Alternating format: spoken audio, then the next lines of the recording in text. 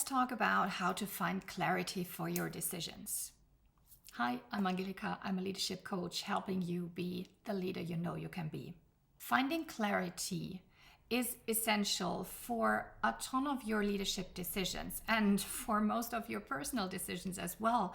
And clarity is one of the guiding principles that I follow with my personal leadership philosophy. Clarity and structure, create that and invest in that so that you can then focus on the current day-to-day interactions and focus on collaboration. And finding clarity, especially around leadership decisions, like what does this team member need, or what should I do with that team in order to help them perform better? Should I get involved in the conflict? Do I need to personally step in? Should I take some of their load away, or should I let them try and figure it out on their own?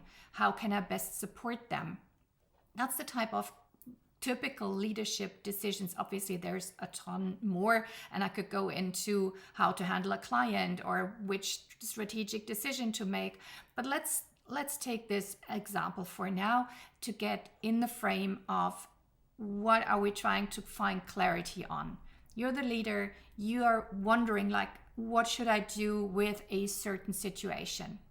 And being clear on that, mentally clear and emotionally clear on that, so that you know, okay, this is the next step. This is how I'm going to act.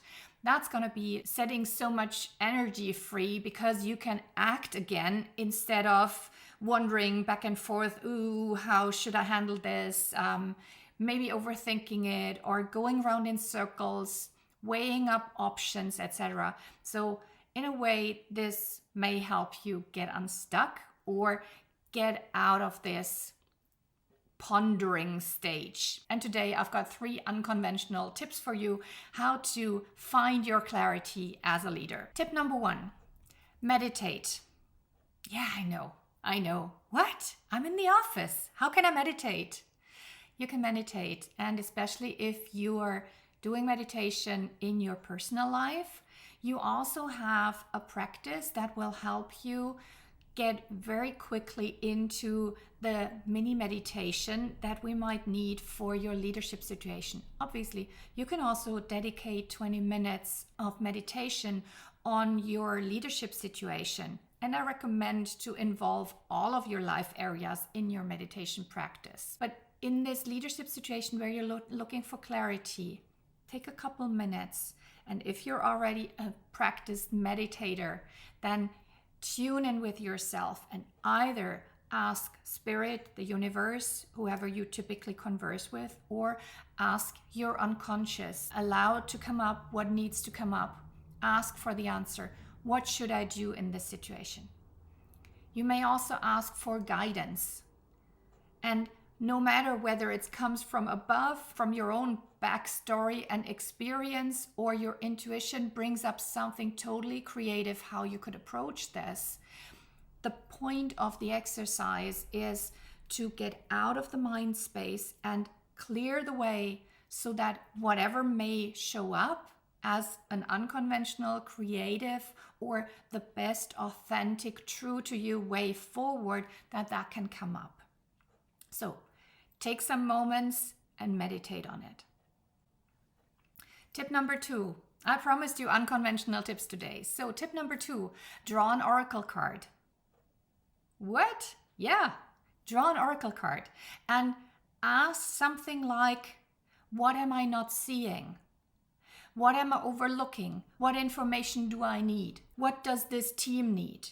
I have a whole collection of oracle cards now. I love working with them. I love playing with them. I love using them for my personal spiritual journey and personal journaling. And I've started using them as well in situations around my business and around client situations where I sense that whatever I try to come up with in terms of thoughts and strategies, I get stuck. And when I run into those corners, I've come to a practice of saying, all right, stop. Let's stop trying to solve this with the mind and tune in, because There's moments when I sense that there's some kind of information missing, or a perspective where I'm too blocked in my own thinking or in my own analysis of how I perceive a certain situation. I draw an oracle card. Will I let the oracle decide what I'm going to do? Nope, that's not the point. But what that oracle card often does is it creates a ping to my system, I call that, because it gives me an additional information or an additional impulse that makes me think in a different way. Oracle cards, as you probably know, work with symbols, with artwork, with mythical creatures, from dragons through angels, through the medicine wheel or animals. And they sometimes come with one-word messages or one-word meanings or a full-blown sentence and a message. No matter whether you use that type of thing in your personal life, or whether you think that oracle cards are meaningful or not, the mere act of choosing some random information, a random symbol with a random meaning, if that's how you like to think about oracles, just doing that and receiving a message that says patience, or something that says a feeling of being utterly alone, that gives you an extra ping to that whole scenario. And whether it resonates with you and the story of your team, remember our example of what should you do with that team, should you get involved or not? Let's play with this. You get the card of lone wolf.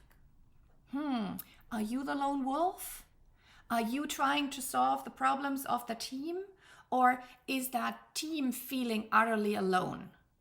So that kind of thought, that impulse to your decision-making process will just simply add a new perspective. And what you make of it, how it resonates, how it applies to your individual situation, that's totally up to you. So, as I said, unconventional ways of finding clarity. Get an extra perspective, get an extra ping to your system with something very symbological, with something very symbolical. Tip number 3, find an avatar or an archetype that is inspiring to you and ask yourself, what would they do? This can be a living person, maybe someone you admire, a leader or an influencer. It could be someone you read about, or your hero figure from your favorite novel series. What would they do in this situation? Or what would a clown do? What would a medieval knight do? Start playing with those creative ideas. And the whole point of these exercises is to get a different perspective than the one that you're already caught in. And do this in a playful way. We don't want you to feel like, ooh, I'm giving away my power to something or someone outside myself, like doing whatever a social influencer of the day does. No, we're not playing like random with your leadership. We're also not playing random with your decisions. We're adding an extra ping to your system that is unconventional and that may or may not give you some extra impulse to think differently and view that situation differently so that you can move forward with it. So these are my 3 unconventional tips for finding clarity for your leadership decisions.